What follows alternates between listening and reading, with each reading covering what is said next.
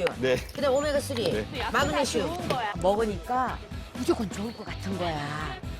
저희가 야심차게 준비한 주제를 맞춤 비타민 첨언견입니다.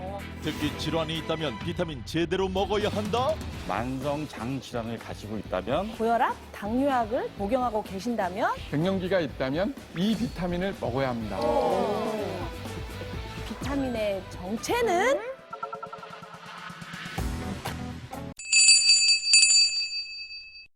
먹는다. 채연 씨도 그냥 왜 먹는지 모르지만 안 먹으면 허전하다. 이거 참 중요한 건데 서재걸 박사님, 비타민을 먹어도 피곤한 이유는 뭡니까? 우지원 씨 무려 10개나 드시고 채연 씨도 6개나 드시니까 참 많이 드시는데 많이 먹는 거예요? 예, 비타민은 많이 먹는다고 좋은 게 아닌 이유가 보조제이면서 작지만 굉장히 요소에 필요한 정도가 비타민이라는 걸 제대로 알고 먹어야지만 진짜 에너지를 사용하는 데 도움이 될 수 있어서 자기 몸이 필요로 하는 비타민을 잘 알고 먹어야 피로도 풀리고 좋은 겁니다.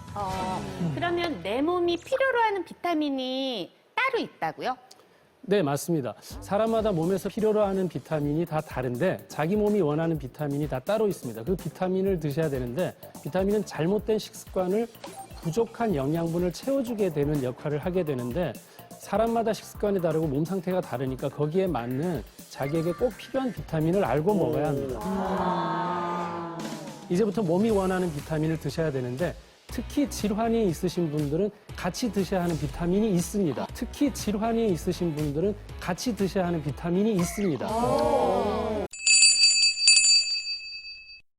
중요한 거는 제대로 알고 먹는 건지 내가 잘 먹고 있는 건지 잘 모르는 경우가 많거든요. 특히 질환이 있으신 분들은 같이 드셔야 하는 비타민이 있다고 합니다. 그래서 오늘 저희가 야심차게 준비한 주제를 지금 공개하겠습니다. 오늘의 주제, 질환별 맞춤 비타민 첨언견입니다. 중년 우울증과 골다공증을 일으키는 갱년기. 갱년기가 있다면 비타민 D를 드셔야 합니다. 오, 비타민 D. 자신에게 맞는 비타민 D 얼마나 필요한지 그 방법과 비타민 D 흡수를 높이는 운동까지 오늘 알려드리겠습니다.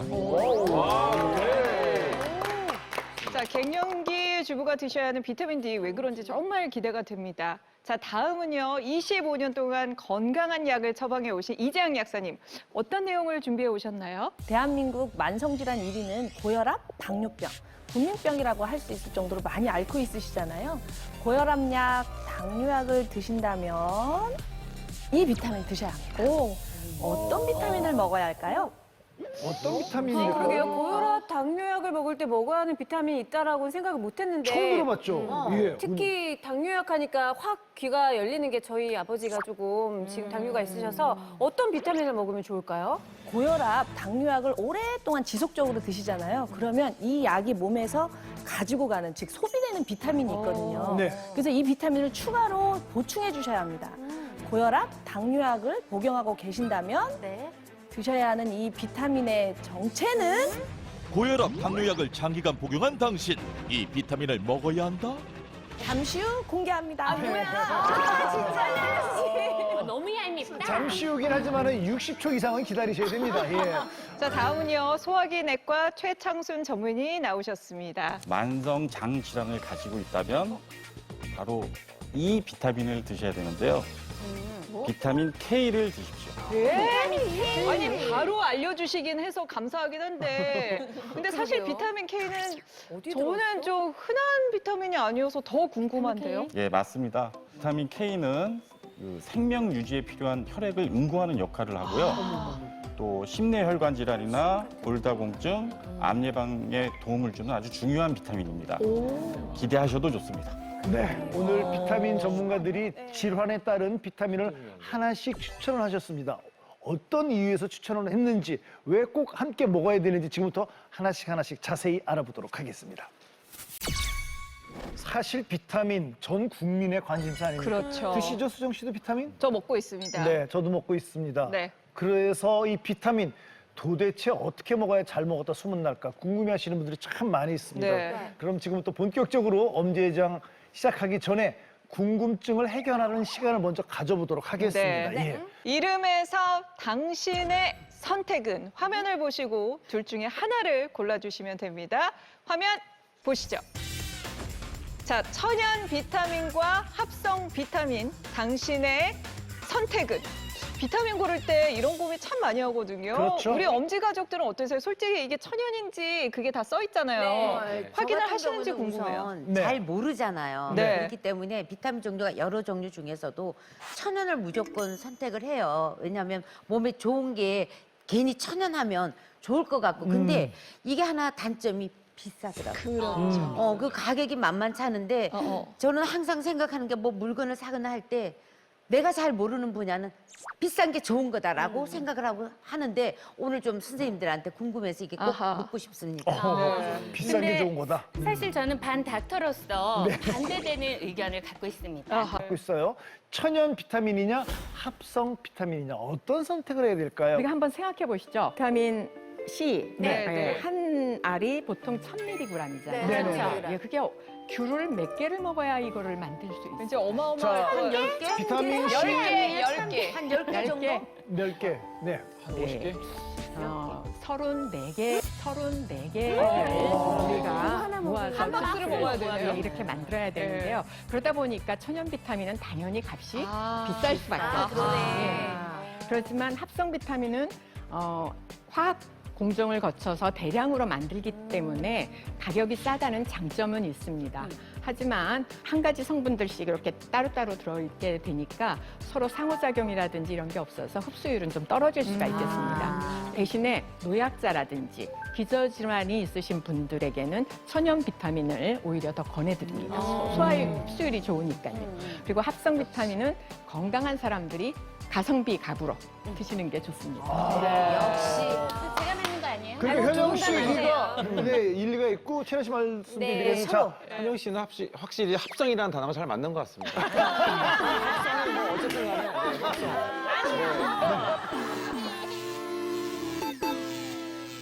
두 번째 당신의 선택은 뭘까요? 보여주세요. 알약 대 분말, 알약이냐 분말이냐 당신의 선택은? 사실 이것도 정말 비타민 구입할 때 많이 하는 맞아요. 거거든요. 엄지 가족분들은 어떠세요? 알약으로 저는 드세요. 1도 안 어렵습니다. 뭘로 드세요? 분말입니다. 분말. 100% 분말이라고 저는 확신을 가집니다. 그러면 네. 저는 알약으로 아주 갈게요.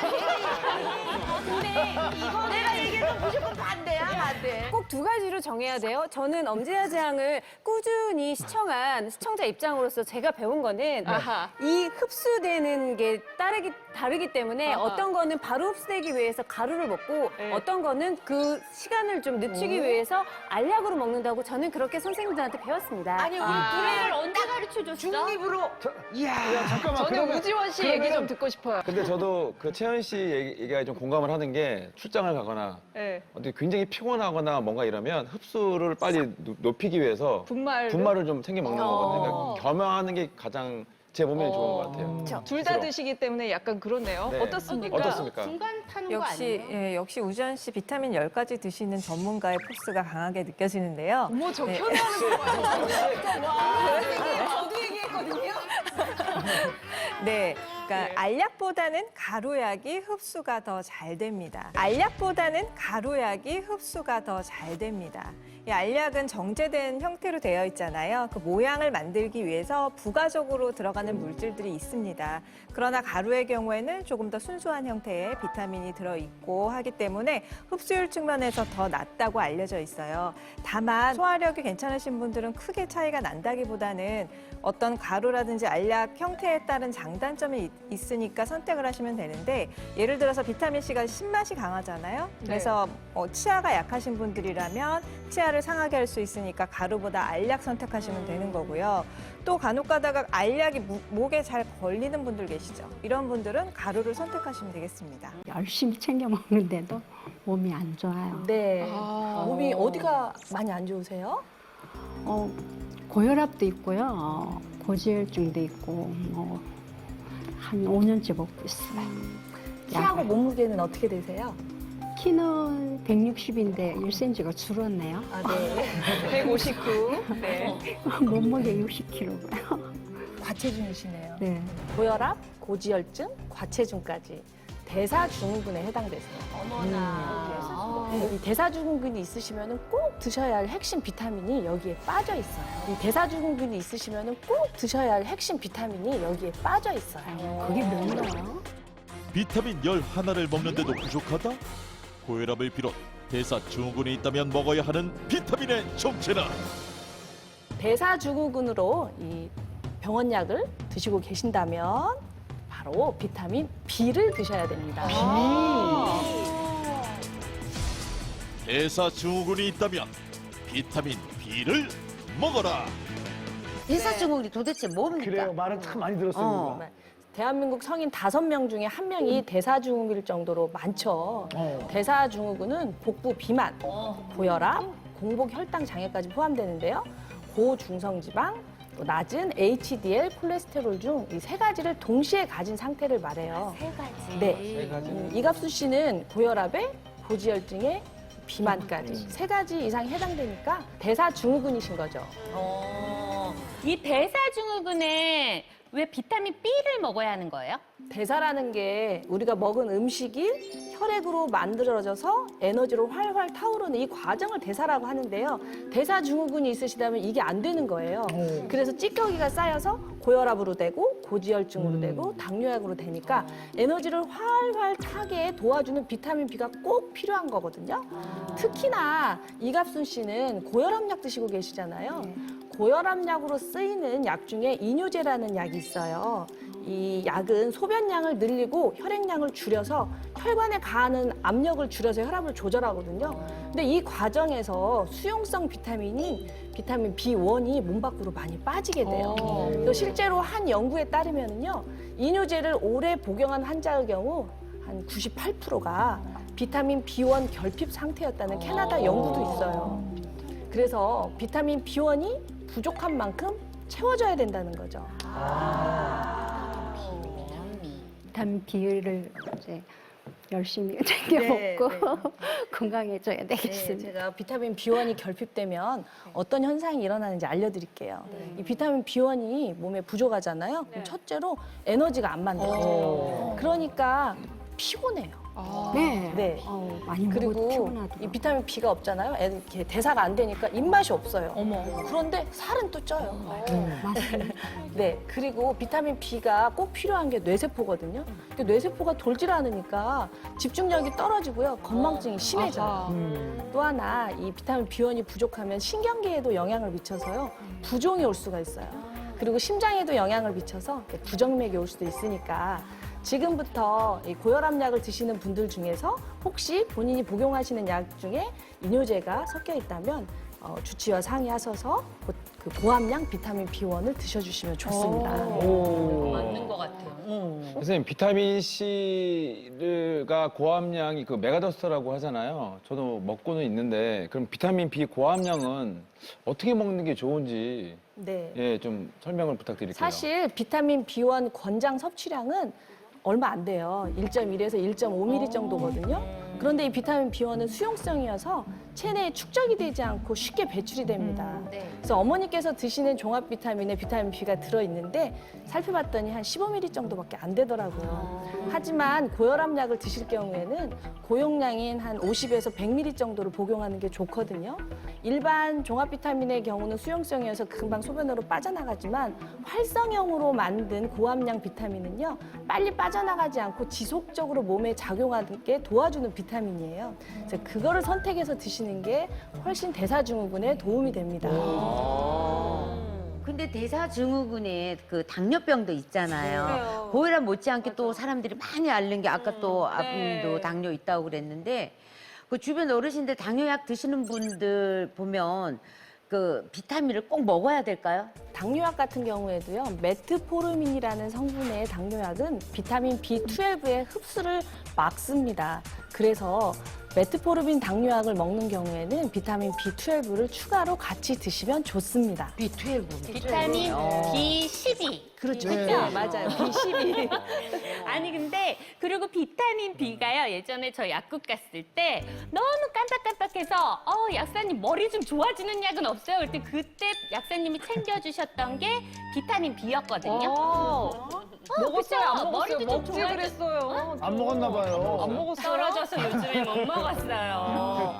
근데 하여튼 그런 데도 좋고 당뇨약 먹는 데도 좋다고 하니까 사실 저희 어머니도 약간 당뇨가 있으셔서 이제 꼭 좀 챙겨드려야 되겠어요. 근데 비타민 B는 아무 때나 그냥 챙겨 먹어도 되는 거예요? 때에 맞게 드시면 훨씬 효과를 더 볼 수 있거든요. 비타민 B 같은 경우 아침에 드시는 게 좋아요. 사실 저녁에 드시면은 너무 세포가 활성화돼서 잠이 안 올 수도 있고요. 이 비타민 B는 햇볕하고 만나면은 세로토닌이라는 호르몬으로 변하는데 매우 중요하거든요. 그래서 비타민 D를 아침에 드셔야 피로감도 줄이고 업무 효율도 높고 기분도 좋아지거든요.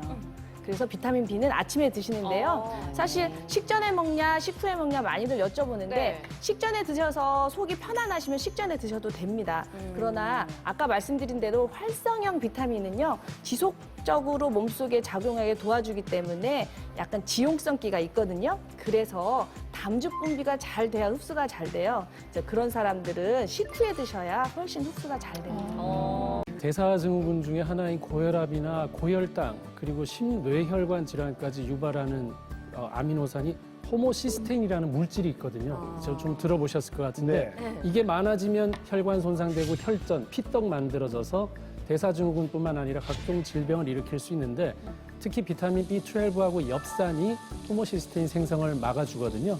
한 연구에서는 비타민 B12와 엽산을 복용한 그룹의 경우가 호모시스테인 수치가 크게 감소했다고 하니까 이 혈관 건강에서도 도움을 줄 수 있다 이렇게 볼 수 있겠습니다. 이번에는 엄지병원 가정의학과를 오픈했습니다. 갱년기로 무려 7년을 고생하고 있다는 분이 계셔서 모셔봤거든요. 어서 나오세요. 모시겠습니다. 갱년기라고요? 사춘기 아니고요. 사춘기? 사춘기로 지금 7년 고생하신 분 아니고요. 너무 젊어 보이시네. 아니 지금 왜? 잘못 섭외하신 거 아니에요? 혹시 어머니가 갱년기를 앉으세요. 네, 앉아주세요. 자기소개 부탁드리겠습니다. 진짜 동안이시다. 저는 갱년기가 너무 힘들어서 좋다는 비타민을 다 먹어봤는데요. 소용이 없었어요. 그래서 이 자리까지 나오게 된 고은영입니다.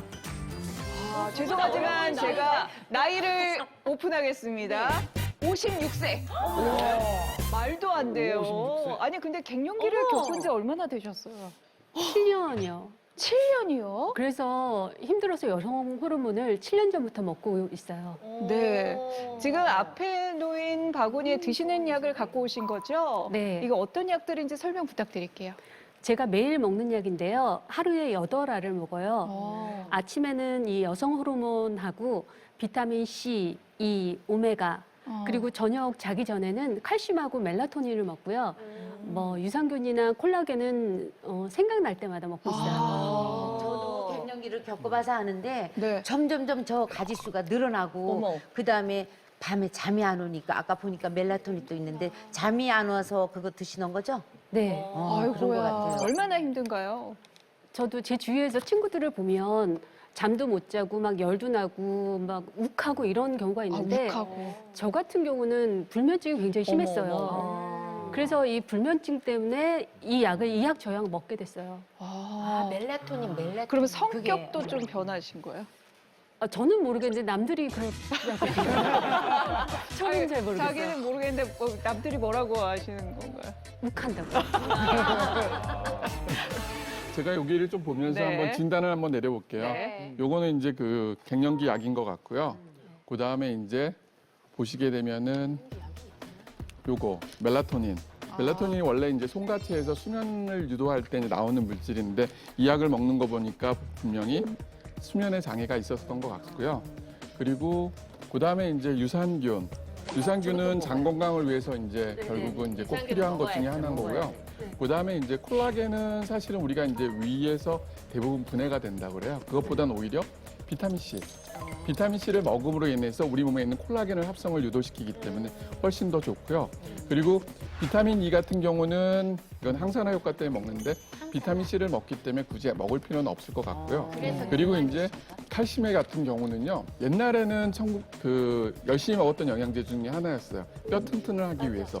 근데 실제적으로 보면은 연구를 해보니까 오히려 칼슘제만 먹으면은 동맥경화증이 발생하고 심근경색과 뇌졸중 발생이 증가한다는 연구 결과가 있어요. 그래서 칼슘은 항상 따라다니는 비타민이 있어요. 뭐죠? 난 저것만 안 먹고. 그래서 갱년기 여성 호르몬 부족으로 불면증까지 앓을 정도라면 갱년기에는 꼭 필요한 비타민 D를 꼭 드셔야 합니다. 비타민 D 맞죠? 갱년기를 겪고 있다면 비타민 D를 먹어라. 갱년기 주부에게 가장 필요한 영양제 중에 하나가 바로 비타민 D인데요. 갱년기에 접어들어 에스트로겐 분비가 줄어들면 전체적으로 골밀도가 떨어져요. 비타민 D는 칼슘과 이미 체내 흡수를 높이는 데 꼭 필요하고요. 칼슘이 들어와서 제대로 뼈까지 가는데 비타민 D가 필요합니다. 또한 비타민 D는 갱년기의 대표 증상 중 하나인 우울증과 관련돼 있어서요. 혈액순환이라든지 호르몬 대사, 면역력에 큰 영향을 미치고 있습니다.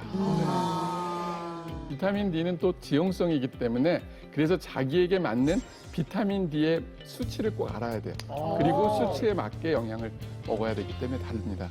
근데 비타민 D를 자기가 먹어야 되는 수치대로 먹어야 된다고 하면 자기가 얼마만큼 비타민 D를 갖고 있는지 알아야 되잖아요. 그치. 네. 그걸 뭐 알 수 있는 방법과 그 수치는 어떻게 알 수 있죠? 네, 알 수 있는 방법이 있죠.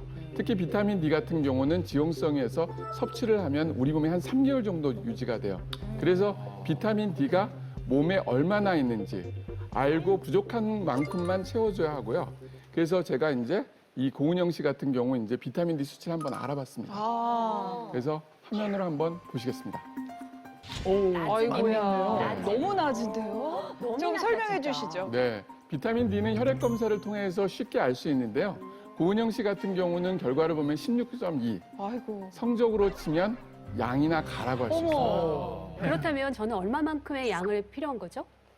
비타민 D 수치가 이제 30 나노그램 퍼 밀리리터 이하인 경우가 이제 그 부족이라고 그랬잖아요. 그래서 30 나노그램 밀리리터 이상까지 끌어올려야 하는 게 중요한데요. 일반적으로 이제 비타민 D 함량은 1000 IU가 보통 이제 10 정도 이제 올린다고 그래요. 그래서 비타민 D를 지금 아까 16.2였잖아요. 30 이상 올리려면은 최소한 2000 IU를 2, 3개월 정도 복용하게 되면은 우리가 원하는 만큼의 혈중 농도를 올라갈 수 있어요. 그래서 일반적으로는 뭐 고은영 씨 같은 경우 2000 IU가 적당한 용량이고요. 일반적으로 4000 IU 이상 먹지 않게 하는 게 좋습니다. 그러면은 비타민 D는 그냥 뭐 아무나 쉽게 검사할 수가 있나요? 네, 가능합니다. 요즘 이제 건강검진에도 할 수 있고요. 네. 가까운 병원 가면은 비타민 D 검사해달라면은 10,000원 이내로서 이제 혈액 검사를 통해서 할 수 있고요. 자신의 비타민 D 어느 정도인지 체크하는 것은 먹기 전에 반드시 필요한 겁니다. 아니 저 같은 경우에는 비타민 D 진짜 반드시 검사를 한번 해봐야겠고요. 갱년기 이후에 저도 뭐 심하게 진짜 불면증 지금도 시달리고 있는데 갱년기 여성들은 꼭 반드시 이 검사를 받아볼 필요가 있는 거 외에 또 다른 분들도 이렇게 좀 이렇게 검사를 받을 사람들이 있을까요? 네, 실제 암이나 심혈관 질환자에게 추천을 하고 있습니다. 비타민 D를 섭취하면은 대장암 발병 위험이 낮아지기 때문에 암 환자들은 비타민 D 수치를 파악해 보면 낮은 사람들이 굉장히 많아요. 네, 그래서 비타민 D 수치가 낮을수록 협심증이나 심근경색 등의 심혈관 질환 발생률이 높고요. 심혈관 질환이 없었던 성인을 10년간 추적 관찰한 결과 비타민 D 결핍군에서 심근경색의 발병 위험도가 2배 더 높다는 결과도 있습니다. 골다공증 치료를 받는 사람에게도 또 추천을 하거든요. 칼슘을 아무리 줘도 비타민 D가 없으면 흡수가 잘 안 되거든요. 그러니까 칼슘은 음식원에서 우리가 식품통에서도 많이 먹을 수 있는데 비타민 D가 부족하면 먹은 만큼 흡수가 안 되면 오히려 다른 데 쌓이는 게 문제가 될 수 있으니까 비타민 D 수치를 잘 파악해서 비타민 D를 보충하고 식품으로 칼슘 보충을 잘 하는 게 오히려 도움이 되지 않을까 저는 생각하고 있고요. 네. 우리 고은영 씨한테 좀 여쭤볼게요. 비타민 D 결핍됐다고 들으셨는데 어떠세요? 제가 비타민을 챙긴다고 챙겼는데 비타민 D만 쏙 뺀 것 같아요. 그러니까요. 비타민 많이 수치가 이렇게 드셨는데. 낮다고 하니까 앞으로는 네. 잘 챙겨야 될 것 같아요. 네. 이제부터 봄이니까 햇볕도 많이 쬐고 운동도 많이 해야겠어요. 네. 네, 제가 햇볕 쬐을 때 비타민 D 흡수를 돕는 노하우를 하나 알려드리겠습니다. 네. 바로 림프 순환 운동입니다. 비타민 D는 햇볕을 쬐면 최대 흡수가 되는데요. 하루 30분 정도 햇볕을 쬐면서 림프 순환 운동을 함께 해주면 체내 비타민 D 흡수를 도울 수가 있습니다.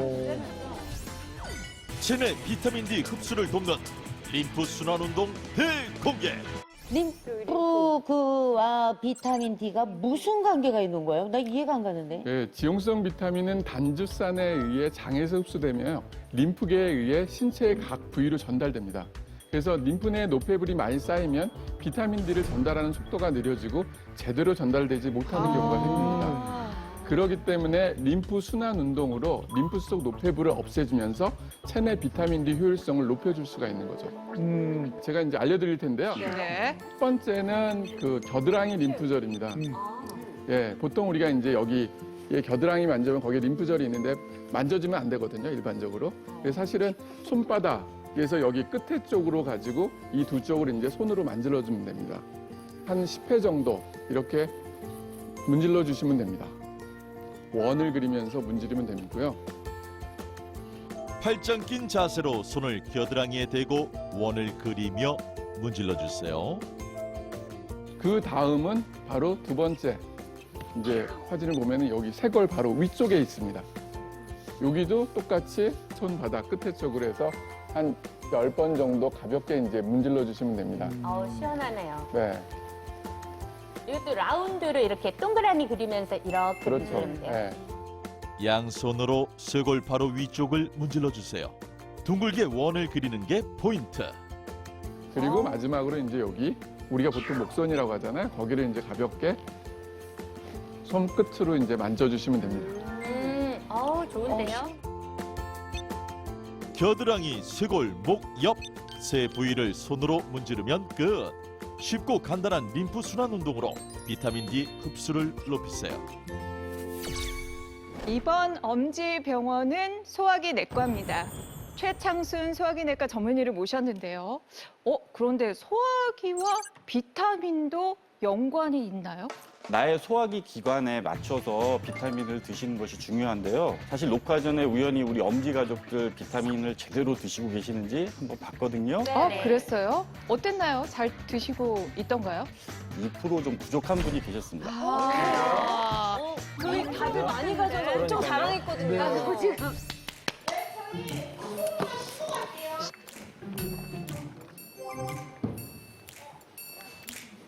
너무 좋다고 하더라고요. 너무 좋아. 이게 너무 시원해. 안녕하세요. 눈을 씻어준 거. 네, 약 좀 잠깐 봐드릴게요. 약이요? 네, 드시는 약 갖고 오세요. 유산균하고 종합 비타민. 네, 매일 드시고 평상시에 그냥 집에는 많대요. 가끔씩 드시고 프로바이오틱스요. 프로바이오틱스도 드시고 계시고. 저 코끼텐 좋아해요. 코끼텐 꼭 챙겨 먹어요. 그러면은 그다음에 이거 유산균. 네. 그다음 오메가3. 네. 마그네슘. 좋은 거야.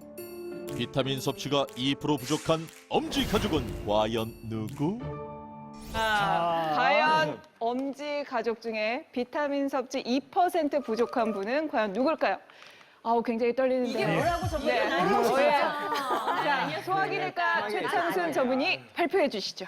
예, 비타민 섭취가 부족할 수 있다고 생각되는 분은 바로 저는 아닐 것 같아요. 왜요? 저는 여러분 아시잖아요. 반 예. 나타예요. 지금 비타민을 얼마나 저도 집에서 안 갖고 온 게 꽤 있거든요. 저는 절대 저는 꼼꼼히 따져보고 저한테 맞는 걸 챙겨 먹고 있거든요. 비타민 섭취가 부족할 수 있다고 생각되는 분은 바로 우지원 씨입니다. 우지원 씨입니다.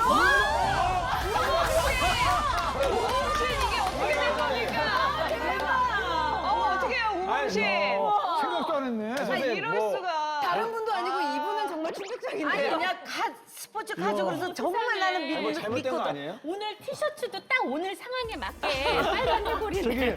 저기 우지원 씨 병원에 가셔야 됩니다. 언니병원으로 나가세요. 네, 엄지 검진 받으러 병원 가세요. 행입니다. 네, 어서 검진 받으러 나오시길 바라겠습니다. 많이 먹는데? 그러니까. 신기하다. 그리고 되게 잘 알아서 아니 우리 드시고 우지연 계시다고 씨를 했는데. 부족하다고 하면 좀 심정 한번 얘기해 보세요. 지금 어때요? 본인 깜짝 놀란 것 같은데. 그 농구에서 한 10연패 연속을 한 10경기 지는 것보다 더 우울합니다, 지금. 네. 근데 제가 이 자리에 왜 온 거죠? 그렇죠. 예, 우지원 씨랑 얘기를 나눠보니까 건강하신데 위나 장에 트러블이 있다고 하시더라고요. 위나 장애요. 제가 평소에 좀 그 뭐랄까 복통이 조금은 사실 있는데요. 뭐 자주 그런 건 아닌데 뭐 약간 없으면 사람이 아니죠.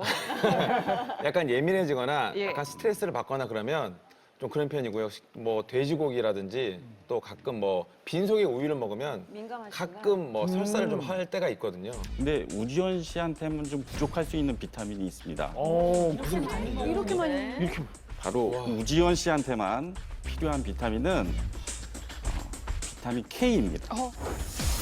만성 장 질환이 있다면 비타민 K를 먹어라. 몸에 좋다는 건 정말 다 먹고 있는데 그러니까. 비타민 K는 굉장히 낯설거든요. 진짜. 네, 맞습니다. 비타민 K는 그 생명 유지에 필요한 혈액을 응고하는 역할을 하고요. 또 심내혈관 질환이나 골다공증, 암 예방에 도움을 주는 아주 중요한 비타민입니다. 우지원 씨가 왜 비타민 K 부족 상태라고 생각하신 거죠? 우지원 씨는 지금 과민성 장증후군이 의심되시거든요.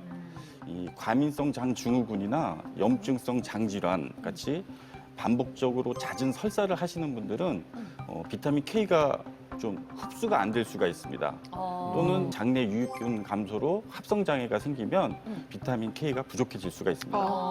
장질환이 있는 사람 말고도 K1이 부족한 경우가 또 있을까요? 네, 있습니다. 그 간이 안 좋은 경우입니다. 특히 황달이 동반되는 경우에 비타민 K 흡수가 안 됩니다. 왜냐하면 이제 비타민 K가 지용성으로 지방에 녹아서 흡수가 되는데요. 간에서 나오는 담즙이 이 지방을 흡수하는 역할을 합니다. 근데 이제 간경화와 같은 간 질환이 있으면 담즙 배출이 안 되면서 지방이 흡수가 안 되기 때문에 지용성 비타민 K가 흡수가 안 되는 거죠. 그럼 그런 분들도 열심히 좀 먹어야겠네요. 진짜 그죠? 열심히 먹어야 진짜. 되는데 음식으로 먹는 게 가장 좋잖아요. 그럼 비타민 K도 음식으로 대체할 수 있는 게 있을까? 비타민 K는 장내 미생물에 의해서 변환되기도 하고 또 녹색 채소나 청국장, 치즈 같은 발효식품에서 충분한 섭취가 가능하기 때문에 따로 약으로 챙겨 먹으라고 권유하지는 않습니다. 일상에서 간단하게 비타민 K를 섭취할 수 있는 방법이 있거든요. 비타민 K를 채우는 밥상을 알려드리겠습니다. 우리 박미경 한의사가 저희가 처음 들어본 비타민 K를 채우는 밥상을 준비했습니다. 그 재료가 바로 이 안에 들었습니다. 공개하도록 하겠습니다. 비타민 K 채우는 밥상! 밥상! 비타민 K 채우는 초간단 밥상 잠시 후 공개됩니다. 비타민 K 채우는 밥상! 오후. 달걀이랑 케일이에요? 아, 저기 케일이에요. 비타민 K, K. 이렇게 해서 K예요? 아니겠죠? 이 두 가지 다 구하기 쉬운 재료죠. 네. 하지만 이 두 재료는 구하기도 쉬울 뿐더러 효능도 훌륭합니다. 네. 케일은 녹색 채소 중에서도 비타민 K1이 가장 풍부한데요. 비타민 K가 케일 100g당 525 마이크로그램이 함유돼 있어요. 약간 감이 안 오시죠? 네. 이 양은 브로콜리의 약 2.5배, 샐러리의 약 10배, 당근의 약 37배나 됩니다. 케일은 독소로 인한 혈전이나 염증을 억제해주기 때문에 혈액을 맑게 해주고요. 면역력 상승에도 도움이 됩니다. 이야, K 이렇게 좋네요. 아니, 이거. 건강 주스 파는 데 가면 꼭 케일 주스는 있었어요. 맞아. 네, 그리고 달걀은요, K2가 함유되어 있기 때문에 케일과 달걀을 함께 먹으면 비타민 K를 전체적으로 섭취할 수가 있습니다. 게다가 지금 케일 드시는 방법이 네. 다 쌈으로만 드시고 네. 그랬잖아요. 그런데 아까 비타민 K가 수용성이라고 했어요, 지용성이라고 했어요?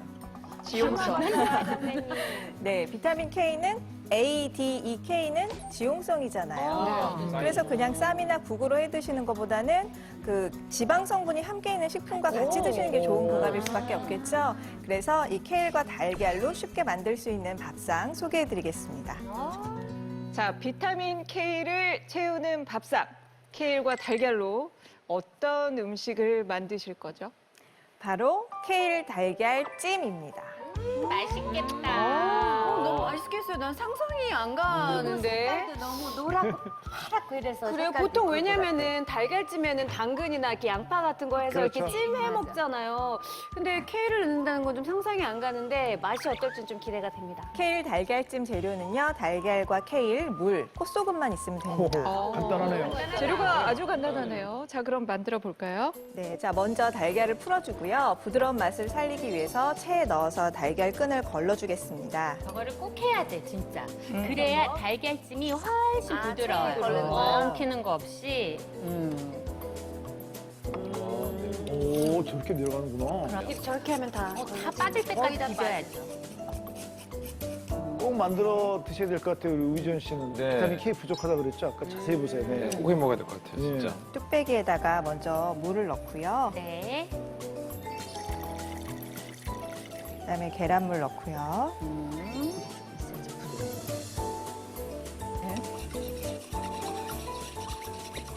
네, 여기에다가 꽃소금 한 꼬집 정도 넣어줄게요. 간을 맞추고. 간 맞춰야죠. 선생님, 맞아. 저는 꽃소금도 좋고 새우젓도 참 맛있어요. 저는 저기 명란을 넣어요. 오, 명란 진짜 맛있어요. 저희 어렸을 때는 계란찜에다가 새우젓을 얼마나 많이 넣는지 왜냐면은 많은 식구들이 먹어야 되니까 짜게 만들어요. 그래서 밥 한 숟가락 요만큼씩 먹을 수밖에 없어요. 너무 짜서. 기억나시죠? 옛날에는 새우젓을 거의 많이 넣었어요. 계란찜에. 네, 오늘의 주제는 새우젓은 아니고요. 네. 달걀찜에 새우젓 넣으실 때는 국물만 넣으시면 훨씬 더 맛있게 드실 수가 있고요. 자, 이번에는 케일 넣겠습니다. 다져서 준비했어요. 완전히 다졌네요. 굉장히 많이 넣네요. 지금 달걀 3개 분량에 케일 5장 정도 넣은 거예요. 이제 엄마들은 저기에 쪽파 촉촉촉촉 썰어갖고 쪽파를 끝에 넣었거든요. 부추도 좋고. 그렇죠, 부추 좋고. 이제 다 빼고 케일 넣어야죠. 케일을 넣어야 되네. 비타민 K 먹어야죠. 네, 이제 뚜껑을 덮고요. 약불에서 한 12분 정도 끓여주면 됩니다. 저는 달걀찜 정말 좋아하는데요. 케일 달걀찜을 하루 3세끼를 다 먹어도 되는지 궁금해요. 그 정도로. 네, 근데 좋은 것도 많이 먹으면 안 되잖아요. 특히 가스가 잘 차시는 분들은 케일을 과다 섭취하시게 되면 소화불량이 생길 수 있기 때문에 하루 25장 이내로 섭취하는 게 좋고요.